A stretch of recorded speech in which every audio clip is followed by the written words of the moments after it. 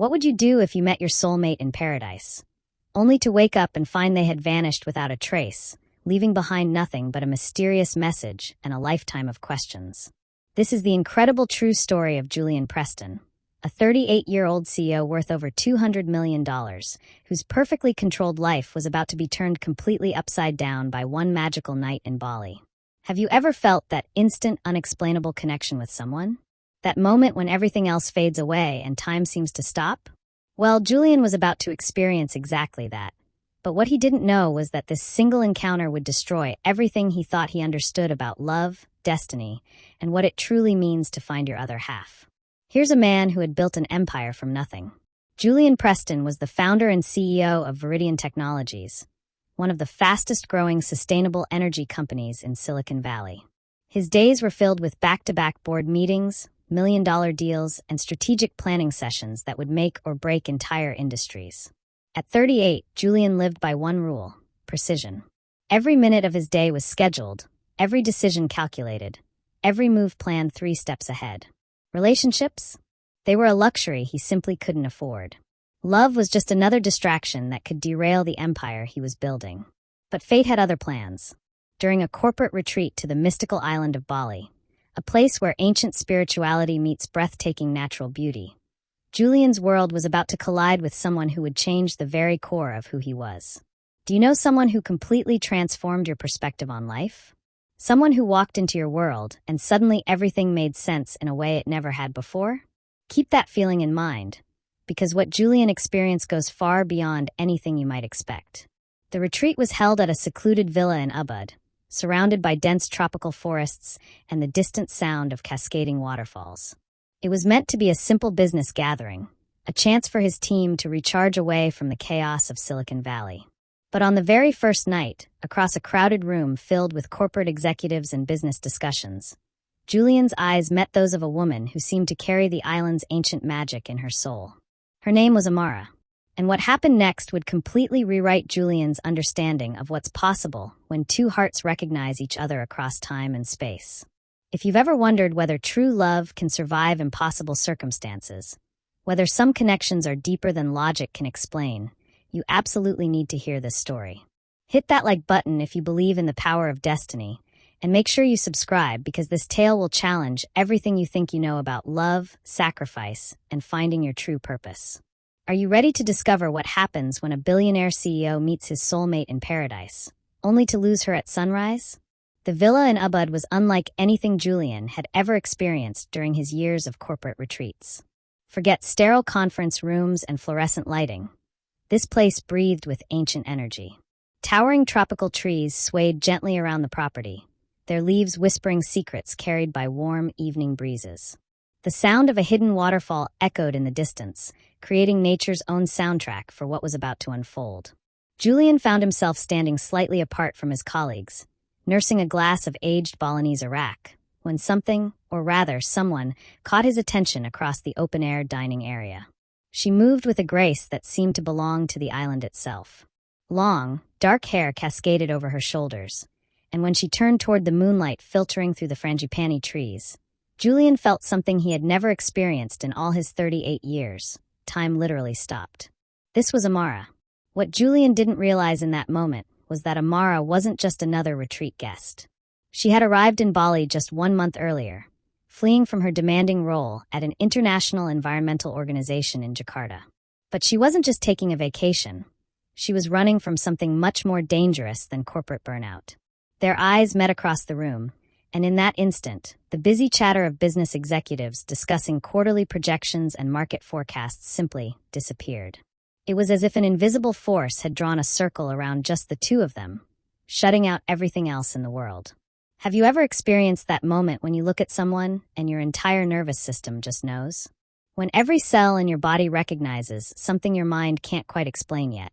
That's exactly what hit Julian like a lightning bolt that warm Balinese evening.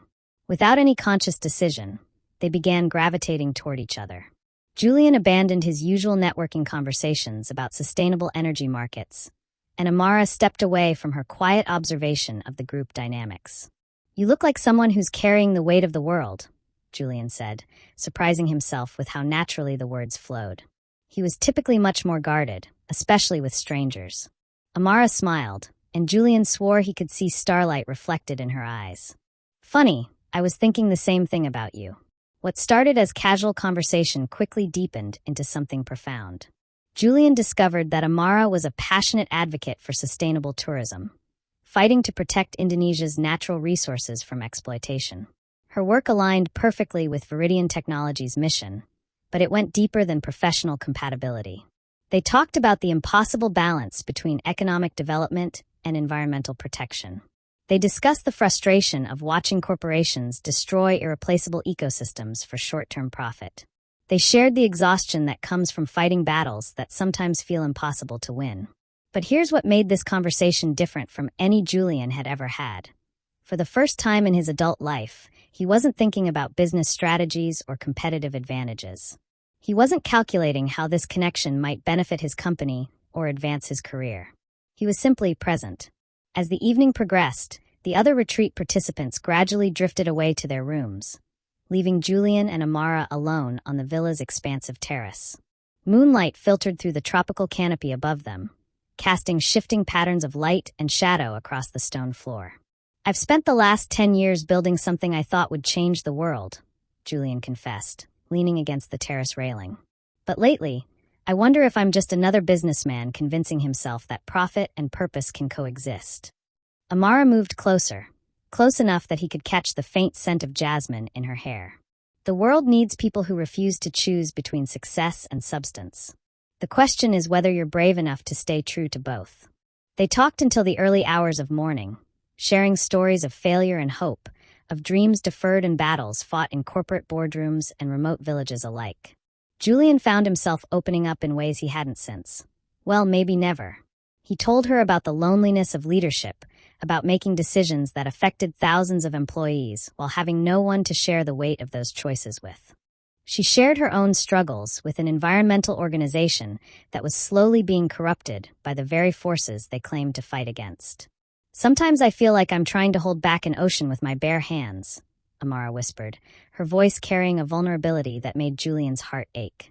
"What if you didn't have to do it alone?" he asked, not entirely sure what he was offering, but knowing with absolute certainty that he meant every word. The question hung in the tropical air between them, loaded with possibility and promise. As they sat together in comfortable silence, sharing the kind of quiet intimacy that usually takes years to develop, Julian experienced something he had never felt before.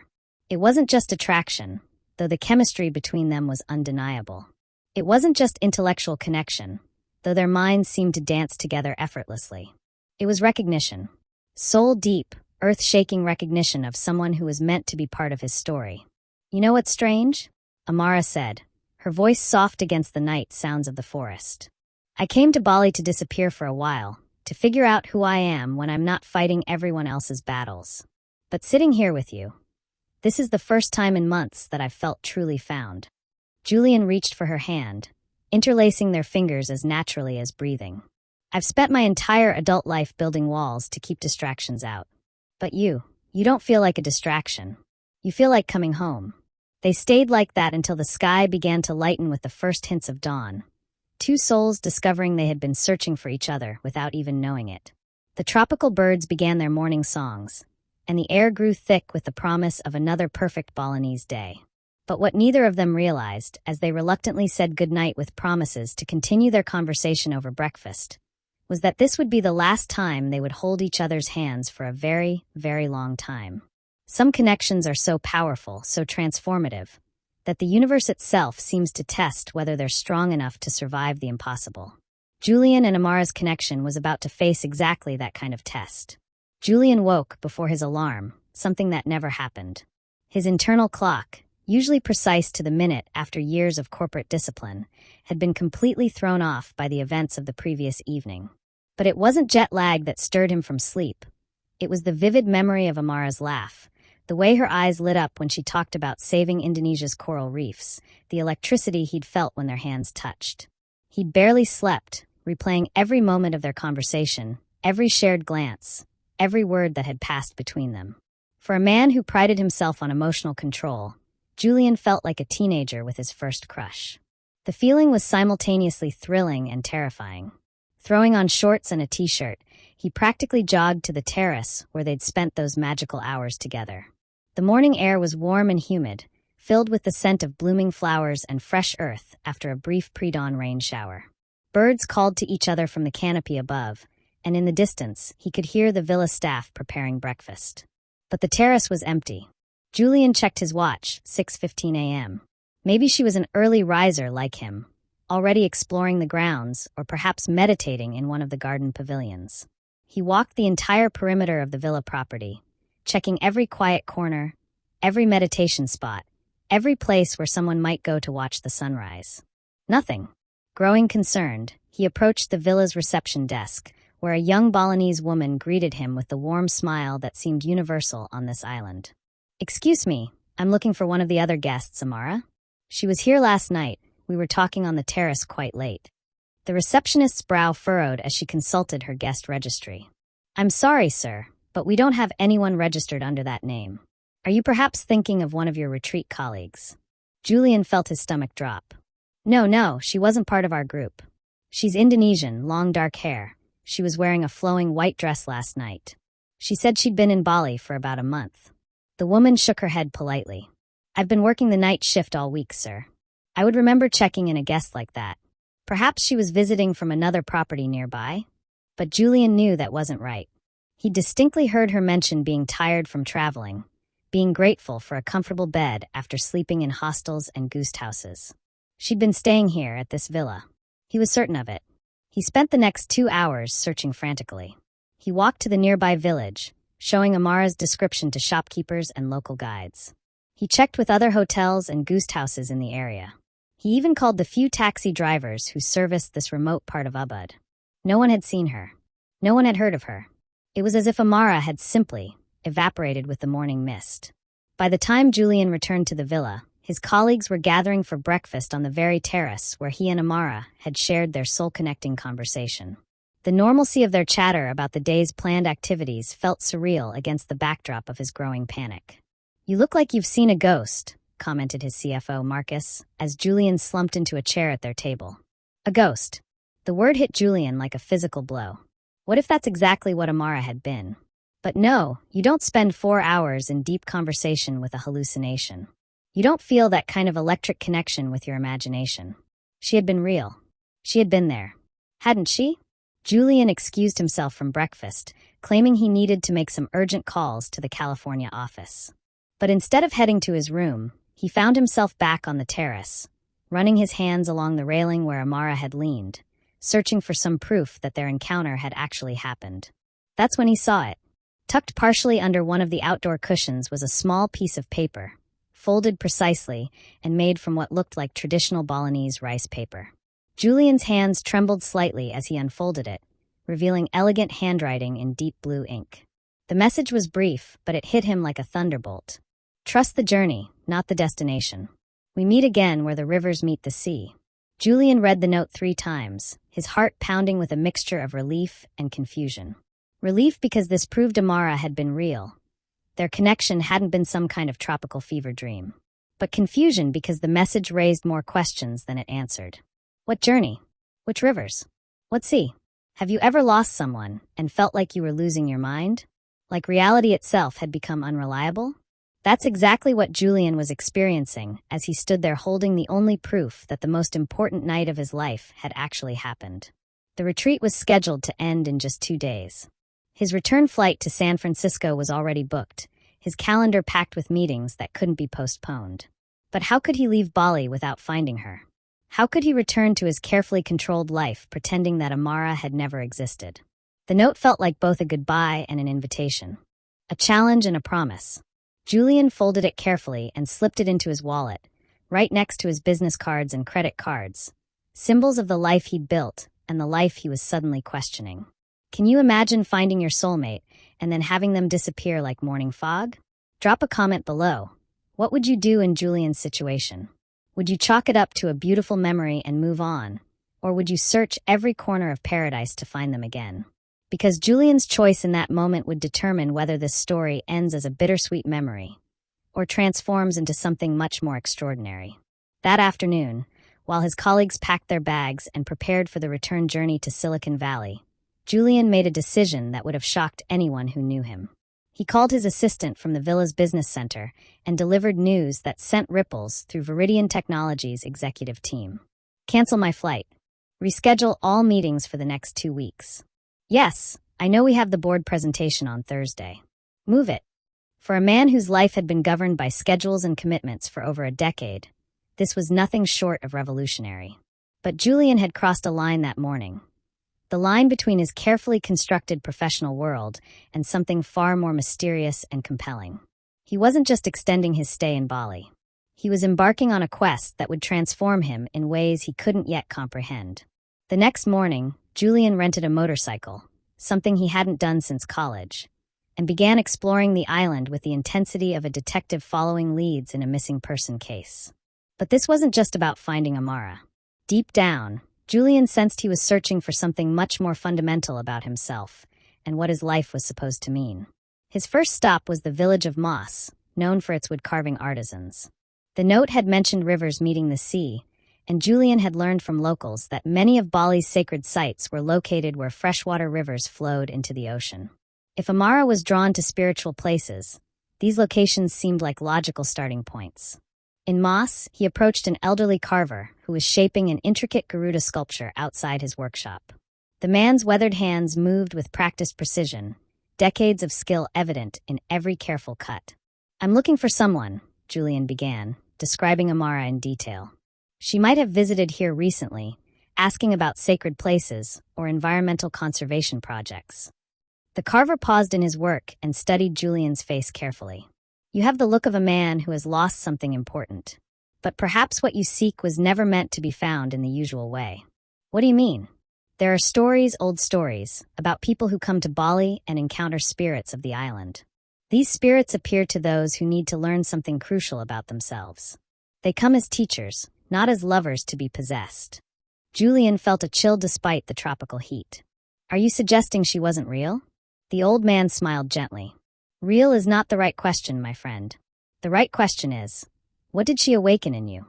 From Moss, Julian traveled to Ubud's Monkey Forest Sanctuary, then to the ancient temple of Goa Gaja, and finally to the holy springs of terrace. At each location, he asked about Amara, showing a photo he'd managed to sketch from memory with surprising accuracy. Some locals claimed to have seen a woman matching her description.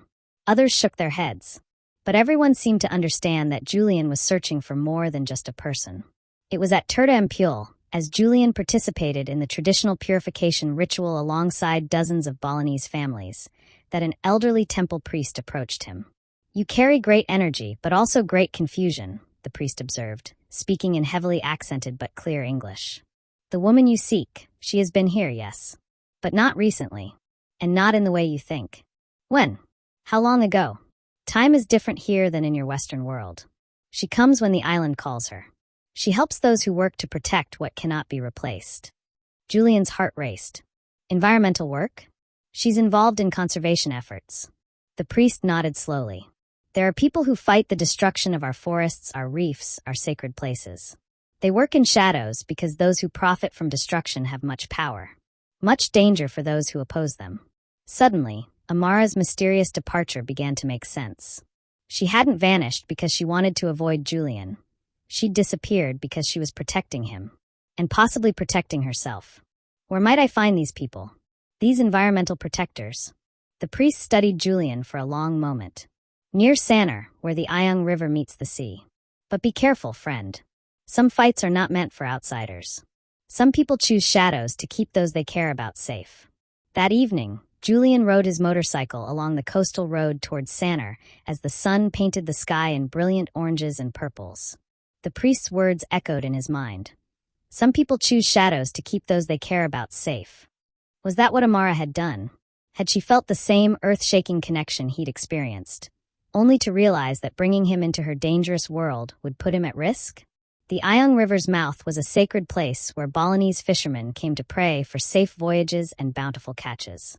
Small boats bobbed in the gentle waves, their colorful paint faded by salt and sun. Local families spread offerings of flowers and rice on the black volcanic sand. Julian arrived just as the evening light was fading, and he found a quiet spot where he could watch the intersection of river and sea. The water moved in endless patterns, fresh water from the mountains mingling with the vast Pacific Ocean. He waited. For 3 consecutive evenings, Julian returned to that spot, sometimes joining the fishermen in their pre-dawn rituals, sometimes simply sitting in meditation as the sun rose or set. He was learning patience in a way his corporate life had never taught him. On the 4th morning, something changed. As dawn broke over the ocean, painting the water in shades of gold and rose, Julian noticed a figure standing in the shallow water about 50 meters down the beach. Even from a distance, something about the silhouette made his heart stop. Long hair catching the morning light. Graceful posture. Barefoot in the gentle waves. It was her. Amara stood motionless as the sunrise unfolded around her, and Julian felt the same time-stopping sensation he'd experienced that first night at the villa. But this time, it was mixed with overwhelming relief, desperate joy, and 1,000 questions that needed answers. He approached slowly, afraid that sudden movement might cause her to disappear again like morning mist. When he was close enough to speak without shouting, he called her name softly. Amara. She turned, and their eyes met for the second time. But now Julian could see something different in her expression. Relief, yes. Joy, absolutely. But also sadness and fear. I knew you'd find this place, she said, her voice carrying the same warmth he remembered, but tinged with something heavier. The note wasn't really a riddle, was it? Just directions for someone stubborn enough to keep looking. Julian stepped into the water, the warm ocean waves lapping at his ankles. I had to find you. That night, what happened between us was real, she finished, reaching toward him but stopping just short of taking his hand. More real than anything I've experienced in years. That's exactly why I had to leave. The morning light revealed details Julian hadn't noticed during their moonlit conversation. Amara looked tired, as if she hadn't been sleeping well. There was a wariness in her eyes that spoke of genuine danger, real threats that existed beyond the paradise facade of Bali. Tell me, Julian said simply. Tell me why you had to disappear. Tell me what you're running from. Tell me how I can help. Amara looked out at the horizon where the sun was climbing higher, painting everything in brilliant gold. When she spoke, her words carried the weight of someone who had been carrying secrets for too long. My work with the environmental organization, we uncovered something big, Julian. Illegal logging operations connected to some very powerful people. Not just local corruption, international networks with ties to government officials and major corporations. She paused, watching a fishing boat navigate the gentle waves. 3 members of our team have been threatened. One had his house burned down. Another disappeared for 2 weeks before showing up beaten and terrified. The message was clear. Stop investigating or face consequences. Julian felt anger rising in his chest. So you came to Bali to hide? I came here to figure out my next move. The retreat where we met. That was supposed to be my last night of trying to pretend I could have a normal life, even for a few hours. This was where the story takes a turn that will break your heart and inspire you at the same time. If you're feeling the emotions right now, smash that like button and let me know in the comments. Have you ever had to choose between love and safety? Between following your heart and protecting someone you care about? Because what Amara said next would test everything Julian believed about love, courage, and what it means to truly fight for something that matters. The organization I worked for wasn't just documenting illegal logging, Amara continued, her voice barely audible above the gentle sound of waves. We discovered that protected forest reserves were being sold to palm oil companies through forged documents. Entire ecosystems that took centuries to develop were being destroyed in weeks. Julian stepped closer, finally taking her hand as he had that magical night on the terrace. This time, she didn't pull away. We had evidence. Photographs, financial records, testimonies from local communities whose water sources were being poisoned. We were going to expose everything through international media channels. What stopped you? Amara's grip tightened on his fingers. They killed my research partner, David. Made it look like an accident, a motorcycle crash on a remote mountain road. But David was the most careful driver I knew. He'd been receiving death threats for weeks. The weight of her revelation hit Julian like a physical blow. This wasn't corporate espionage or business competition. This was life and death. That's when I realized that some fights are too big for one person, or even one organization. The corruption goes all the way to the top of the Indonesian government, with connections to international timber and palm oil cartels. Standing there in the morning light, with paradise spread out around them, Julian made a decision that would change both their lives forever. You don't have to fight alone anymore. Amara looked at him with a mixture of hope and concern. Julian, you don't understand what you're offering. These people don't just threaten, they act. They have unlimited resources and no conscience. Neither do I, Julian replied, surprising himself with the conviction in his voice. At least not when it comes to protecting the people I love. The word hung in the air between them. Love. He'd said it without thinking, but as soon as the word left his lips, Julian knew it was absolutely true. Over the next 5 days, they became inseparable. But this wasn't the carefree romance of vacation lovers. It was something deeper and more purposeful. They moved carefully, staying in different locations each night, meeting at predetermined spots that Amara had scouted for safety.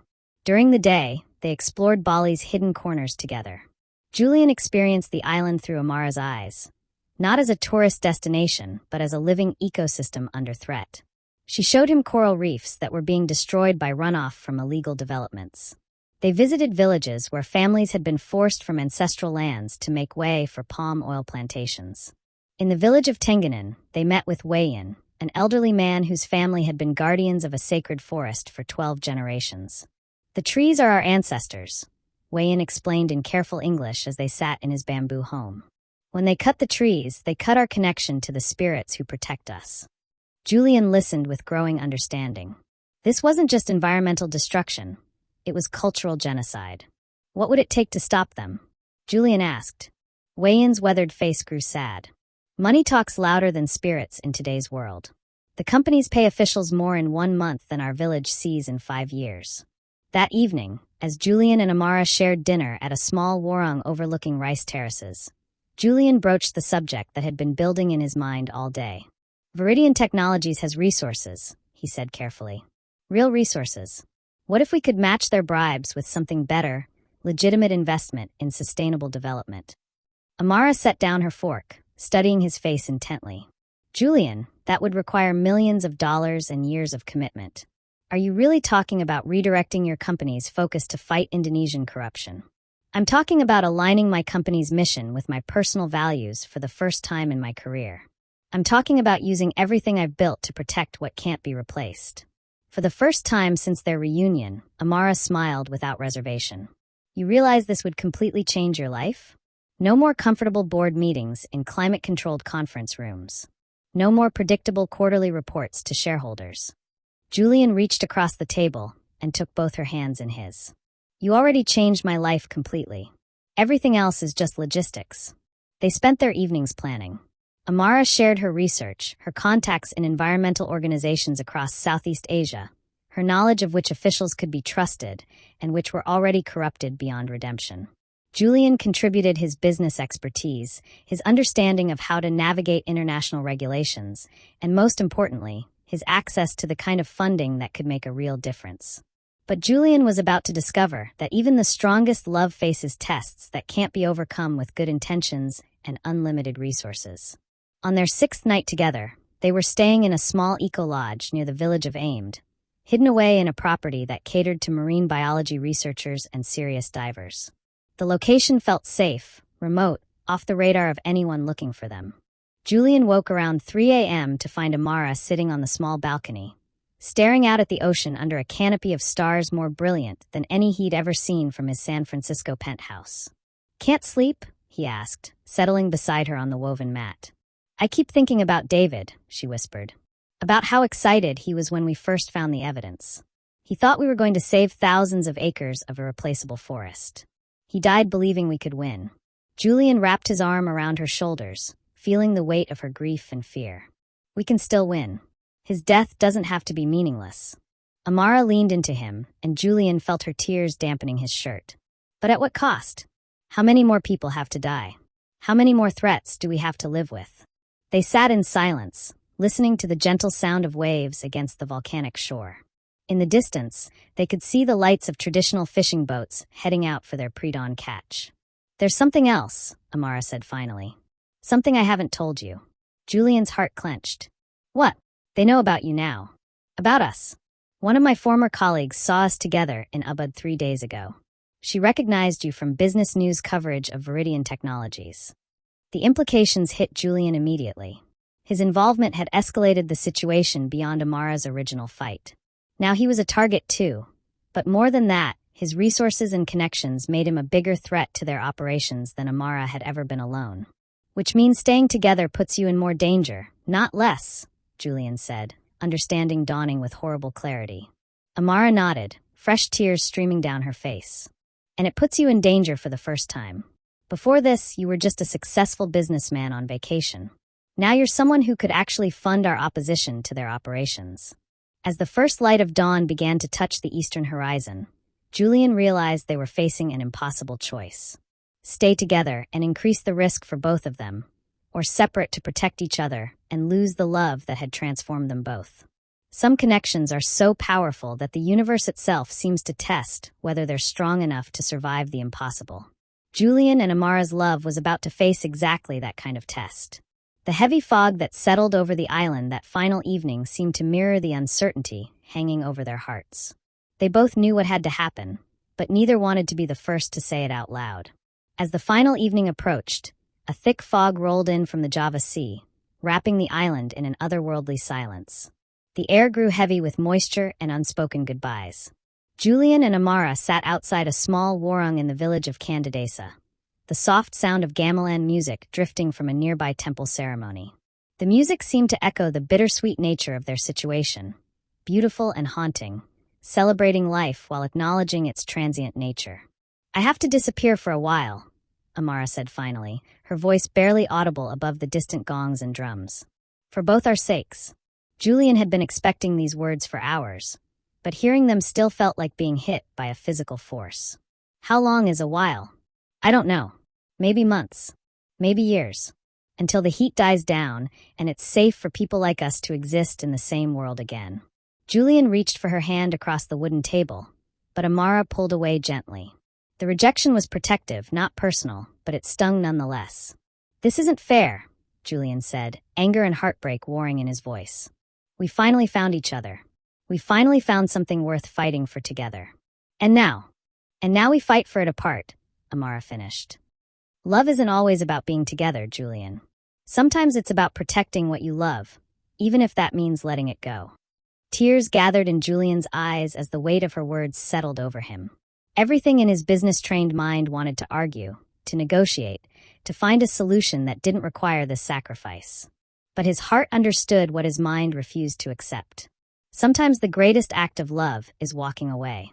They spent their last hours together in silence, hands almost touching across the table, memorizing each other's faces in the flickering candlelight.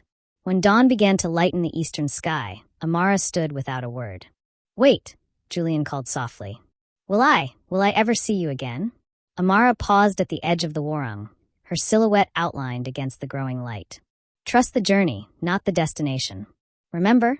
Before Julian could respond, she had melted into the morning mist like a spirit returning to the forest. When Julian finally returned to his hotel room hours later, he found a single plumeria flower on his windowsill, white petals with a golden center, still fresh with morning dew. He picked it up carefully, as if holding a piece of his heart that had been left behind. The flight back to San Francisco felt like traveling between two different universes. In Bali, he had been someone capable of great love, willing to risk everything for a cause bigger than himself. In the sterile environment of his private jet, surrounded by business reports and quarterly projections, he felt like he was putting on the costume of his old life. But Julian Preston was no longer the same man who had boarded a plane to Bali 3 weeks earlier. Within 48 hours of his return, Julian called an emergency board meeting at Viridian Technologies. The conference room filled with concerned executives and major investors, all wondering what crisis could have prompted such urgency. "I'm announcing a major strategic shift for our company," Julian began, his voice carrying a conviction that surprised even him. "We're establishing the Amara Foundation for Environmental Justice with an initial funding commitment of $50 million. The room erupted in concerned murmurs and questioning looks. "This foundation will focus on protecting endangered ecosystems in Southeast Asia," supporting environmental activists who face persecution for their work, and funding sustainable development alternatives to destructive industries like illegal logging and unsustainable palm oil production. His CFO, Marcus, cleared his throat nervously. Julian, while corporate philanthropy is admirable, $50 million represents nearly 20% of our current liquid assets. The board will need detailed projections on how this aligns with our fiduciary responsibilities to shareholders. Julian had anticipated this response. In his former life, he would have agreed completely. But Amara had shown him something his MBA education never taught. Sometimes the most important investments can't be measured in quarterly returns. This isn't philanthropy, Julian replied firmly. This is strategic positioning for the future of sustainable energy. Environmental destruction and climate change represent the greatest threats to long-term profitability in our sector. Companies that fail to address these challenges now will be extinct within a decade. Over the following months, Julian threw himself into the foundation's work with the same intensity he had once reserved for corporate growth strategies. He traveled frequently to Indonesia, working with local environmental groups, meeting with government officials, and funding legal challenges to illegal logging operations. The media initially covered it as another tech CEO's midlife crisis philanthropy project. Preston's Paradise Project became a running joke in Silicon Valley business circles. But as the foundation began achieving real results, stopping the destruction of 3 protected forest reserves, funding clean water projects for displaced communities, and helping prosecute corrupt officials, the tone of coverage began to change. Julian never spoke publicly about the personal motivation behind the foundation.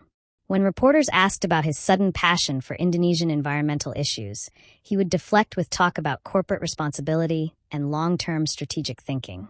But every year, on the anniversary of that magical night in Ubud, Julian would receive an unmarked package at his office. The return address was always different. Sometimes Jakarta, sometimes Yogyakarta, occasionally from other Southeast Asian cities. Inside would be a small token of Indonesian culture, a book of traditional poetry, a hand-woven scarf in vibrant colors, a photograph of a sunrise over rice terraces, or a pressed flower between the pages of a journal. Julian never knew for certain who sent these packages, but in his heart, he believed it was Amara's way of letting him know she was alive and continuing her fight from the shadows. The foundation's work expanded beyond Indonesia. Within 3 years, they were supporting environmental activists across Southeast Asia, funding sustainable development projects, and lobbying international bodies to strengthen protections for indigenous communities and endangered ecosystems. Julian's personal life remained largely empty of romantic relationships. Colleagues and friends would occasionally attempt to set him up with suitable partners, successful businesswomen, philanthropists, even a few celebrities who moved in his elevated social circles. But none of these connections felt real to Julian. After experiencing soul-deep recognition with Amara, anything less felt like settling. His closest friends began to whisper about the CEO who met his true love in Bali, creating their own version of the story. Some speculated she had been married to someone else. Others suggested she had died in some tragic accident. A few romantic souls insisted she would return someday when the time was right.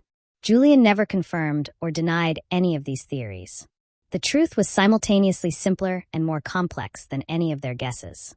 His story had become a modern legend among his social circle, a tale of fleeting passion, mysterious disappearance, and love that transcended physical presence.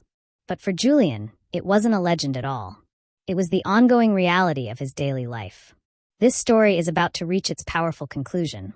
But first, if you believe that some connections transcend time and distance, show this video some love with a like, and subscribe for more stories that will touch your soul.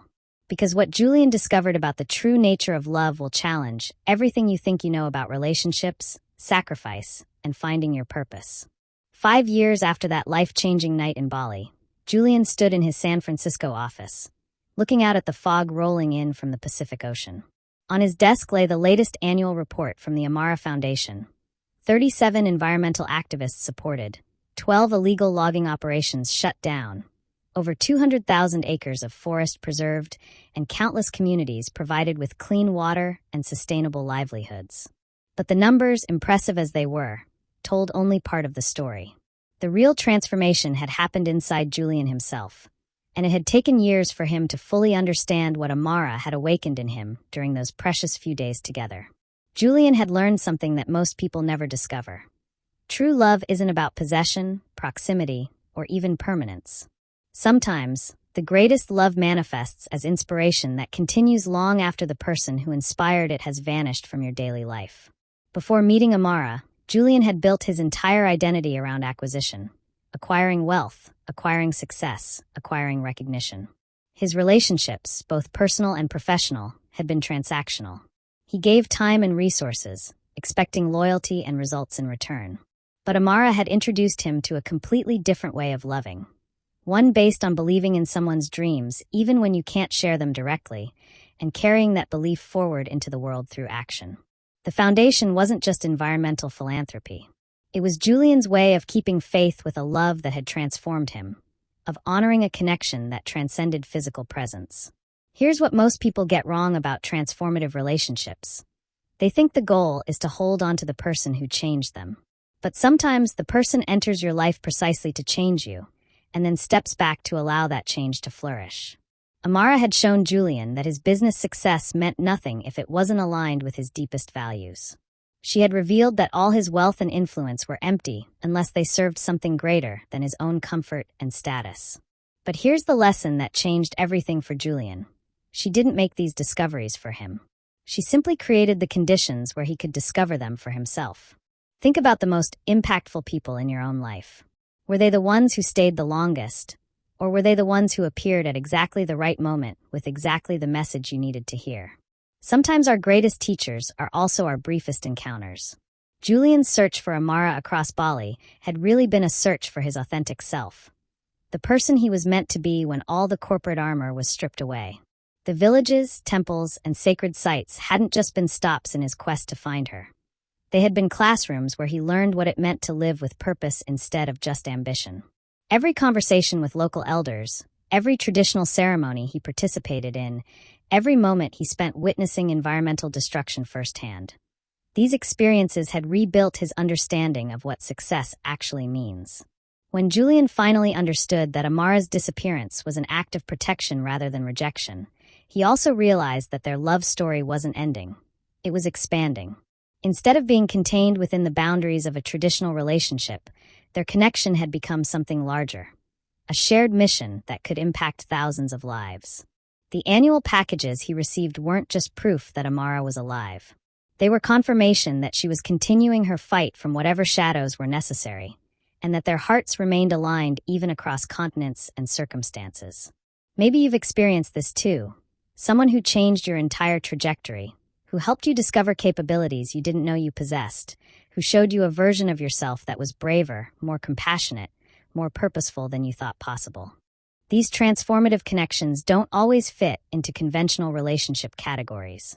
They're not always meant to become marriages or partnerships in the traditional sense.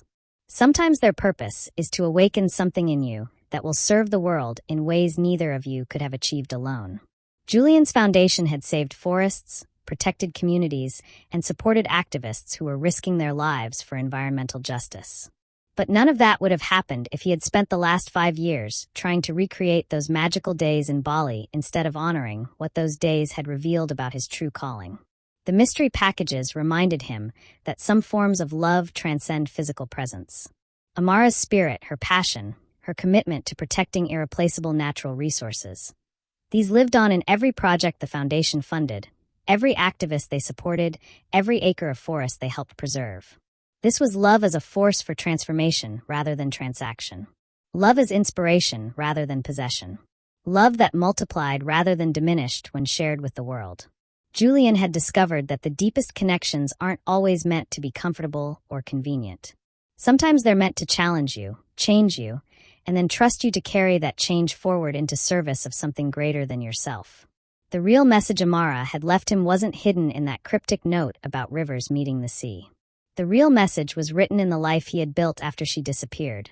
A life dedicated to protecting what couldn't be replaced, supporting those who couldn't protect themselves, and using every resource at his disposal to fight for causes that mattered more than profit margins.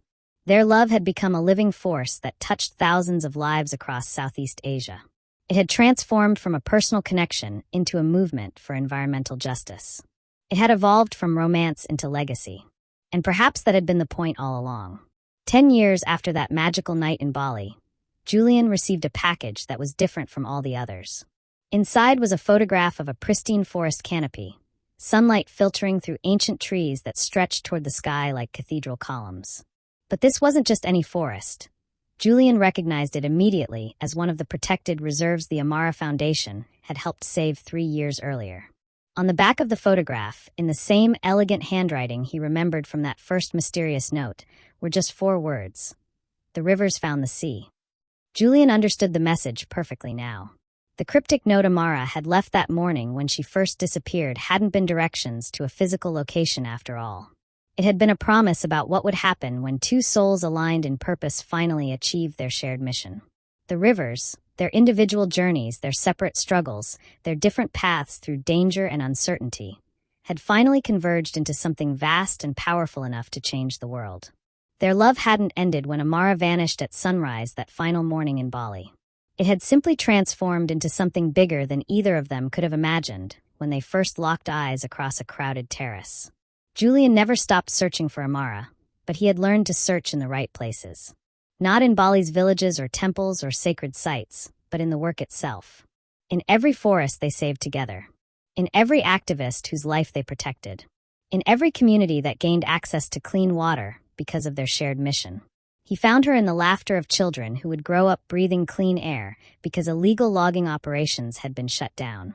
He found her in the relief of families who could return to ancestral lands that had been protected from palm oil development. He found her in the courage of environmental activists who continued their dangerous work because they knew someone was watching their backs. The greatest love story Julian had ever heard wasn't Romeo and Juliet, wasn't any fairy tale about princesses and happily ever after. It was the story of 2 people whose connection became so powerful that it transcended the need to be together in order to transform the world. Julian's story teaches us that true love isn't always about being together. Sometimes it's about becoming the person someone believed you could be, and carrying that transformation forward into service of something greater than yourself. If this story moved you, if it reminded you of someone who completely changed your life's direction, if it challenged your understanding of what love can accomplish when it's aligned with purpose, hit that like button right now. Subscribe for more billionaire CEO stories that will transform how you see relationships, destiny, and the power of authentic connection. Share this video with someone who needs to hear that some connections are deeper than distance, stronger than circumstances, and more lasting than presence. Because maybe, just maybe, you have your own rivers that need to meet the sea. Maybe there's someone whose belief in you is waiting to be transformed into action that could change the world. The question isn't whether true love exists. The question is, when you find it, will you have the courage to let it transform not just your life, but the lives of everyone your mission touches? Trust the journey. The destination will find you.